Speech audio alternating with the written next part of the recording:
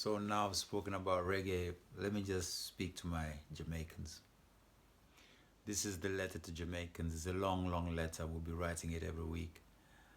I want you to know that I love you, Jamaicans. You mean so much to me. And you mean I have not been to Jamaica yet. And that is precisely because I love you. You know, I am not into cultural appropriation, so I will not try to speak patois, even though I love to and I love to try it. But I have my identity as an African. I have a feeling of affiliation with Jamaicans, and I love patois. You know, but I am naturally bound with Jamaicans. My life experience of feeling estranged from my people, from roots and everything that happened in my personal life, I think that's what kind of like makes me bond with Jamaicans and their experience of being taken away from Africa.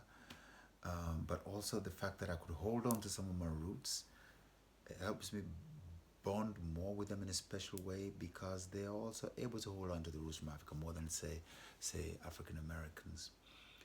But regardless, there are special people who fill a special hole in my soul. And I would like to believe and have experienced that the way I come across is something that also fills a special thing that's missing amongst them. And they say, "You sure you're not from Yard?" I said, "No, I'm not from Yard, man. And I'm from Africa." And I said, "Why, man, really?" I say, "You're Jamaican, man. You look like enough brethren, you know. You feel enough brethren, you know." I say, "Yeah, well, so I go, you know." So from the beginning, the Jamaicans were good to me. They were my guides. Like I said, Ziggy was the first one I spoke to. And then after that, it was Neville Wright, who also is from Trenchtown. His parents were from Trenchtown, and they used to be friends with the Whalers. Brother Bunny, from Brixton. And I'm mentioning this because um, having met Neville on the streets and he played bongo while I played guitar, I got into the whole vibe of like, okay, these are not people that want to imitate or appropriate. You can't do that because if you want to do that, then you must take the whole 400 years of slavery too. It's like why you want to come to when everything is sweet and nice or look like it's sweet and nice and you don't want to deal with slavery and all of that.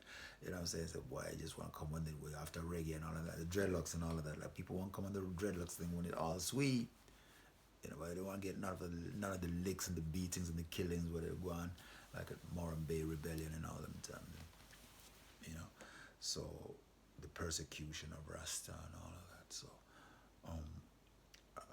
likewise, to go to Jamaica with my two long arms, knowing the history, to go get some patois, mix a song and make it big and be next reggae or next Bob Marley or next Peter Tosh, that is bullshit to me. Because when you know Rastafari, you know that Rasta don't even call the place Jamaica. And when you say Jamaica, Jamaica is like, okay, Jamaica was Jamaica, Jamaica. Jamaica's Babylon, as far as Rastafari is concerned, you know what I'm saying? Because it's fucking Babylon, jam down. So Rasta is, let's go, Africa. But Rasta is not the only Jamaicans. So I love the Jamaicans who are not Rasta. They're Jamaicans, right? They're my people. We have the same equivalent in Malawi. When you tell them and how they think and everything, mentality, say, oh, these are like those type of Malawians who look down on Rasta. But they're still my people, you know? So that's the love, you see? So if you're Rasta and you say, well, you want to do music business and your music is only for Rasta, you're not going to make too many sales. The people who bought Bob Marley music were not all Rasta. He wouldn't have made so much money, even in Jamaica. You have to step out of Rasta. Anyway, they were selling to Jamaicans before they were selling to Rasta because they were just Jamaican youths before they became Rasta youths, right? So that's the other thing. But coming to Jamaica without a plan for the people is something I wouldn't want to do. I wouldn't want to do reggae music and put out my music without a plan for the people. What we do have is a plan for the people. And that is a publishing plan, and all the people who are in the business and know the business, they know how that goes. If I say that it's publishing, I mean publishing. Because when I say publishing, breakdown, publishing means the people, right?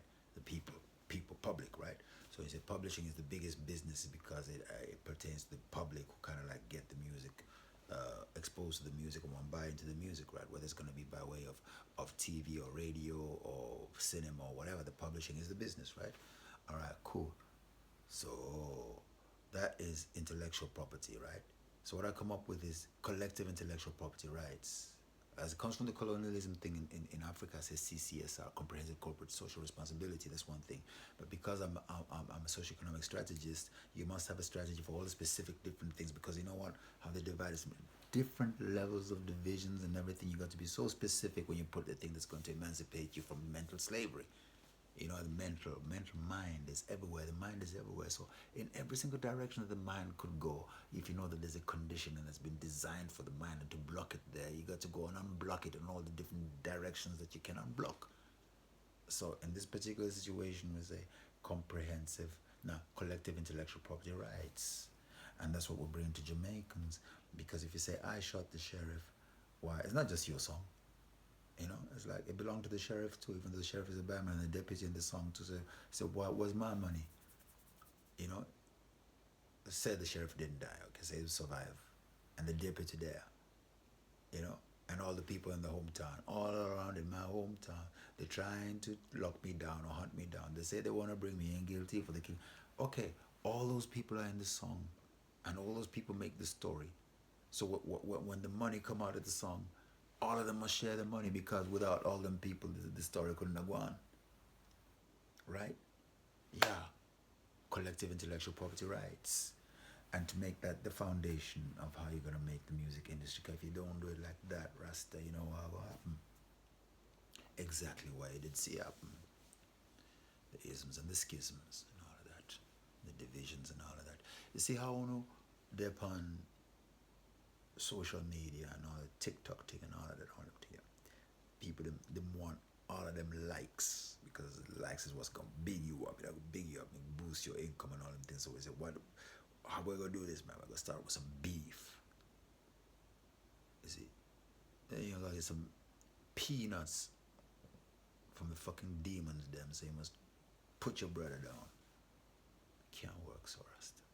You see that tool, especially the phone and everything. You know, we have African youth to go down in the ground to go mine that blood clot coltan to make your bomber clot phone work. Make a little money on it while you diss your brother. Put down for your own sister. Make a little money for them, big boy. Can't go on. So you must come together and know that this tool is something you must come together. So the one thing that can unite all I and I.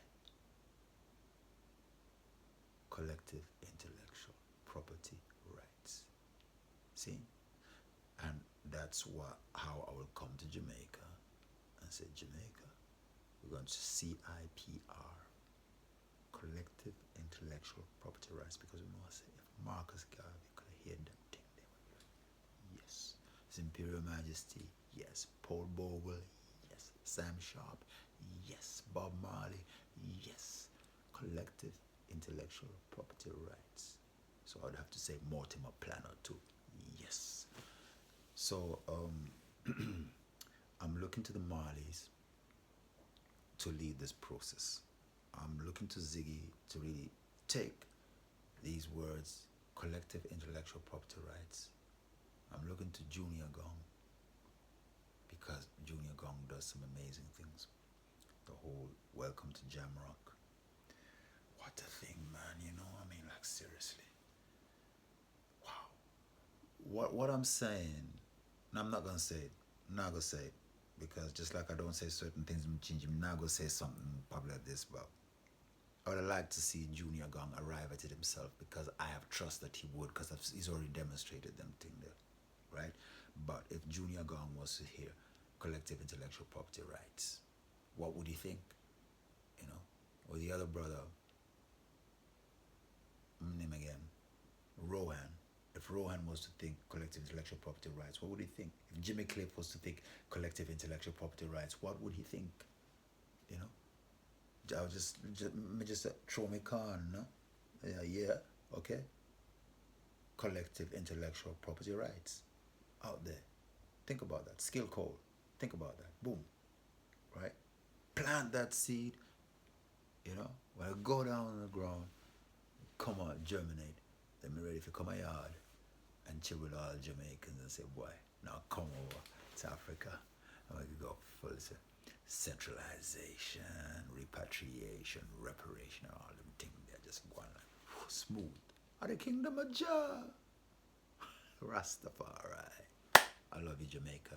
Without you, I don't know what I would have done with my life. But I can tell you for sure, I would have had a house in Hellerup on Strandvine. I would have had 2 garages because I'd have been a badass lawyer. I would have had a beautiful wife, and I would be fucking my different secretaries all around the world because I'd have been a fucking don. But you saved me. I have Rastafari. Well, I'm still doing the girls, but that's a Jamaican thing.